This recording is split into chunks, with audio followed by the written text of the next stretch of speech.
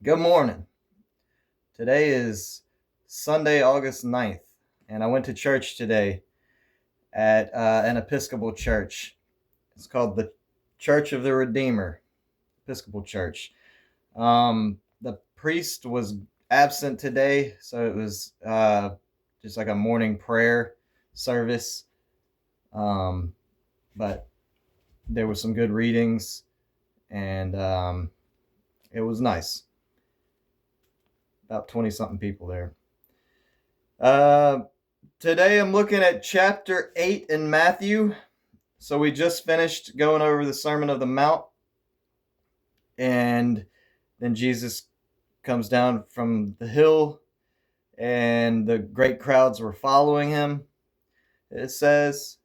Um, and again, uh, I mean, all throughout the New Testament, it talks about how great and how large the crowds were that were following him. So, these real statements of confidence of, just how how many people Jesus drew to his presence and his teachings and of course his miracles. That being said, um, he oftentimes downplayed his miracles and would tell people to not speak of the miracles that he performed, but he would stress and emphasize other things. And in fact, that happens here in chapter 8. Uh, so immediately after he comes down from the hill, he said, a man with skin disease came to him, bowed down before him, and said, "Lord, you can heal me if you will." Jesus said, "I will be healed." And the man was healed. Jesus said to him, "Don't tell anyone about this, but go and show yourself to the priest and offer the gift Moses commanded for people who are made well. This will show the people what I have done." So, what we have here is Jesus basically saying, downplaying his like physical ability to heal the man, and instead he's emphasizing what does he emphasize? He says, "Show yourself to the priest and offer the gift Moses commanded for people." So he emphasizes the healed man's offering to God, essentially, um, by saying, "This will show the people what I have done." Basically, Jesus is saying it'll show the people that I've changed your heart. Basically, not so much your physical body, but kind of your heart, and you've been redirected towards God in that way. So, and that's kind of a common thing for Jesus to do, is to downplay his physical miracles, um, and instead emphasize, the changing of hearts and minds, repentance, and giving your life over to God. Okay, then Jesus heals a soldier's servant. This one is really notable because the officer, the soldier, said, his servant is at home in bed. He's in much pain. And the officer said, "You only need to command it, and my servant will be healed." He says, "I too am a man under the authority of others, and I have soldiers under my command. I tell one soldier, go, and he goes. I tell another soldier, come, and he comes. I say to my servant, do this, and my servant does it." So he says, basically, he puts the faith in Jesus that Jesus can heal the man remotely from a distance. Um, and Jesus was impressed by that. He says, "I tell you the truth, this is the greatest faith I have found even in Israel."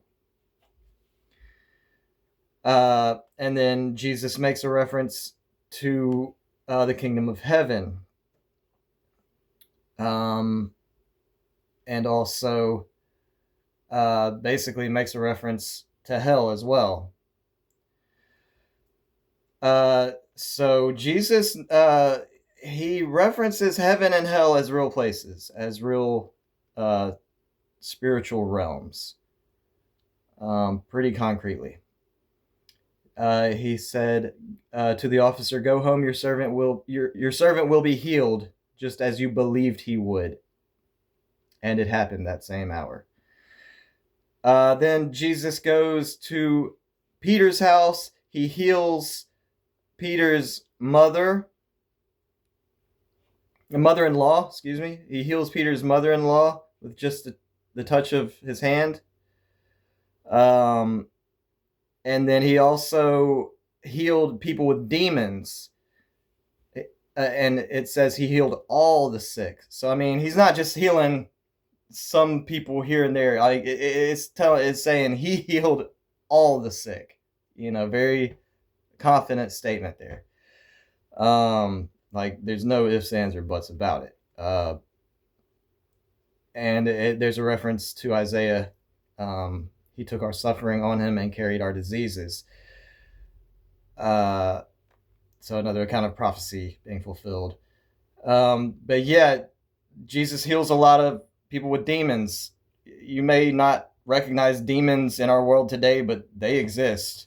I've seen plenty of demonic forces. If you just open your eyes to the world and to people, and with eyes to see and ears to hear, then you know that demons are still very active in this world today. Okay, so then he says, Jesus basically says, "Follow me." Basically drop everything and follow me, is what he tells his followers. Then he got into a boat. Storm came, and his followers became afraid. Jesus was sleeping. They awakened him, and he answered, "Why are you afraid? You don't have enough faith." So basically, faith takes the place of fear. The more faith we have, the less we have to fear. So we've got to strengthen our faith. And Jesus got up and he calmed the wind and the waves. Again, showing his mastery over the physical world. Then again, Jesus heals 2 men with demons.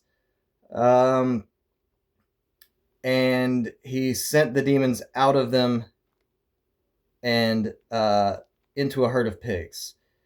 And the herdsmen that witnessed it, they actually apparently got rather scared or something, but they ran away and went into town, where they told all of this and what had happened to the men who had demons. And then the whole town went out to see Jesus, and when they saw him, they begged him to leave their area. So, I mean, there was mixed reactions to Jesus. Some people were immediately drawn to him and saw witnessed the power of his miracles and were attracted by that. And then some people were scared or put off or just kind of apprehensive about Jesus. But we have a range of reactions. It wasn't just all love, towards his performing the miracles.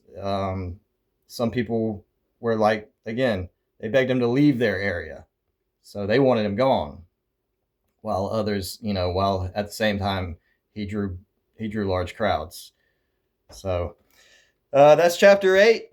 Hope y'all had a great week, and I pray blessings over your lives. And I hope you have a great week ahead. And I'll see you here next Sunday. God bless. Love y'all.